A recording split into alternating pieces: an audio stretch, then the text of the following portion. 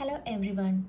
In today's class, we are going to discuss the part 3 of first module of research aptitude. In this class, we are discussing research philosophies. Research is conducted systematically and guided by philosophical underpinnings. Philosophical underpinnings are the fundamental assumptions that guides a research study. Research philosophies are the guiding principles to conduct the study. Based on these principles, we are conducting the study. They shape the research approach to understand the world, how they define knowledge, and what are the methods they choose to use. We say that in research philosophy, we have different research philosophy. In each philosophy there was a different idea about how to define a problem, what are the methods used to collecting data, how to choose sample, etc. That was the different philosophies. Different philosophical perspectives can lead to very different research designs and outcome. Using different philosophy, our research outcome will be different. First one is positivistic approach. Positivism is a philosophical stance that holds that knowledge is objective, verifiable, and obtained through empirical observation and experimentation. In positivistic philosophical study, the knowledge is attained only through objective, verifiable, and obtained through empirical observation and experiment. Here is taking that sample is objective, and it's taking only through empirical observation and experimentation. It is a position that holds that goal of a knowledge is simply to describe the phenomena what we experience. We say that in this positivistic philosophy, experience is important. It is objectively measured. The purpose of science is simply to stick on what we can observe and measure. Knowledge of anything beyond a positivist would hold it is impossible. In positivistic school, they believed that knowledge is only attained through objective method, and it is verifiable, it is measurable, and taking only through empirical observation and experimentation. The positivistic believed in empiricism. We already said that. The idea that observation and measurement was the core of scientific endeavor. It says that in this method we are taking sample through observation and measurement. The key approach is experiment. We are finalizing our results only through experiment. That was the positivistic approach. Next one is post-positivism. Post-positivism is a philosophical stance that emerged as a response to certain limitations and critiques of positivism. Post-positivism emerged as a result of some limitations faced in the positivism approach. Post-positivism emerged later positivism to solve its limitations. Positivism emphasizes on objective observation and measurement of phenomena. Post-positivism acknowledges the influence of subjective factors and recognizes the limitations of achieving absolute objectivity. In positivism approach, we say that we are collecting data through objective method in observation and experimentation. There are some limitations in that collecting data. In post-positivistic approach, we are also focusing on subjective factors and recognizing the limitations of objective measurement. In post-positivism, we are mainly focusing on subjective factors and their influence on that result. Post-positivist advocates for methodological pluralism. This means that research may employ a variety of methods, including qualitative approaches, case studies, and mixed method, depending on the research question and context. In post-positivism, we are conducting research through different methods. We are also using qualitative methods like case study method, mixed method for solving the problem, to understand the context and understand the question. Here we are using different subjective methods to get the final result. Post-positivism gave more emphasis on subjective measurement and a more qualitative approach to make more efficient result. Next one is ontology. Ontology is a branch of philosophy that deals with the nature of existence or being. It is based on nature of existence or being, what was already existing. It refers to the research assumption about nature of reality and what exists. It deals with what was existing in the that was nature of reality. Different ontological positions offer varying perspectives. First one is realism. The position holds that there exists an objective reality independent of our mind and perceptions. In realism, we say that there is an objective reality.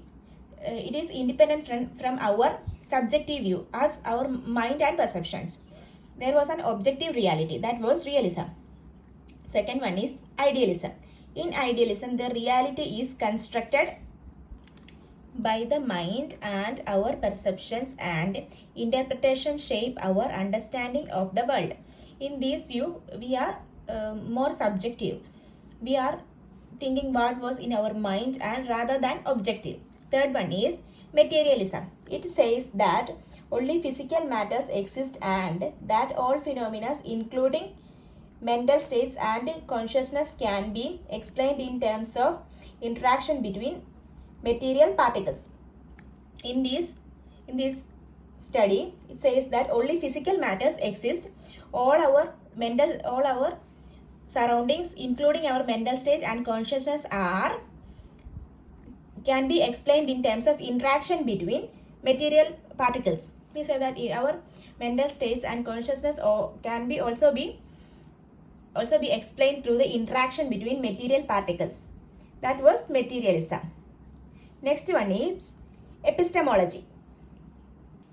Epistemology concerns the nature of knowledge and how it can be acquired. It is based on nature of knowledge and how that knowledge was acquired. First one is empiricism.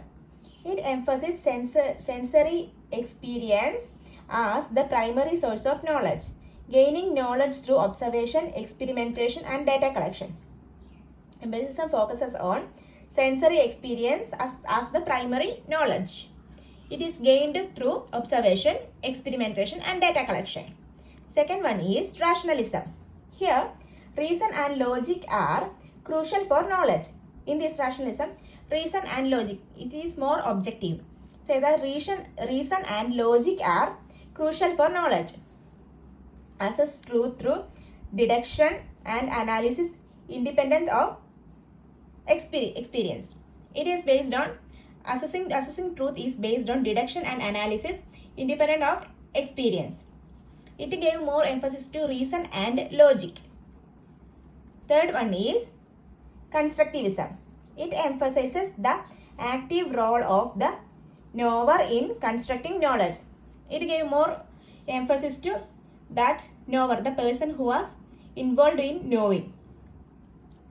It gave more importance to that knower and his active participation. We interpret and make sense of the world through our individual experience, perspectives, and cultural context. It gave more importance to that person, his individual experience, his point of view, his perception, and his cultural context. That was constructivism. This was the study of epistemology. Next one is methodology. Methodology refers to the approach and method used to conduct research. Methodology are the approaches or methods we used to conduct the research. First one is quantitative research method. It is associated with focusing on collection and analysis of numerical data to test hypothesis and estimate causal relationship. First one is quantitative research method. As its name suggests, it was based on number as quantity. It is associated with focusing on collection and analysis of numerical data to test hypothesis. That was quantitative research method. Next one is qualitative research method. It is aligned with interpretivist philosophy, emphasizing the in-depth exploration, understanding, and interpretation of phenomena through techniques such as interview, observation, and content analysis. In qualitative research method, as its name suggests, it was qualitative. We are not taking sample through measurement. We are taking the methods like interview, observation, case study, content analysis as the qualitative methods to collect data. Next one is axiology.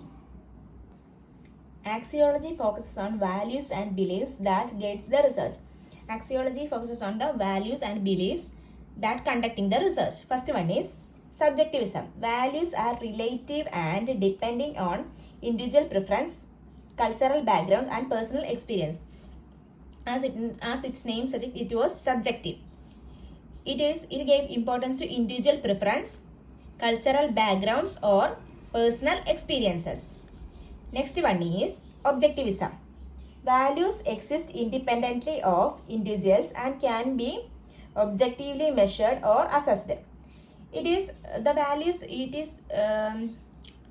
different and it is independent of individual. It can be measured objectively.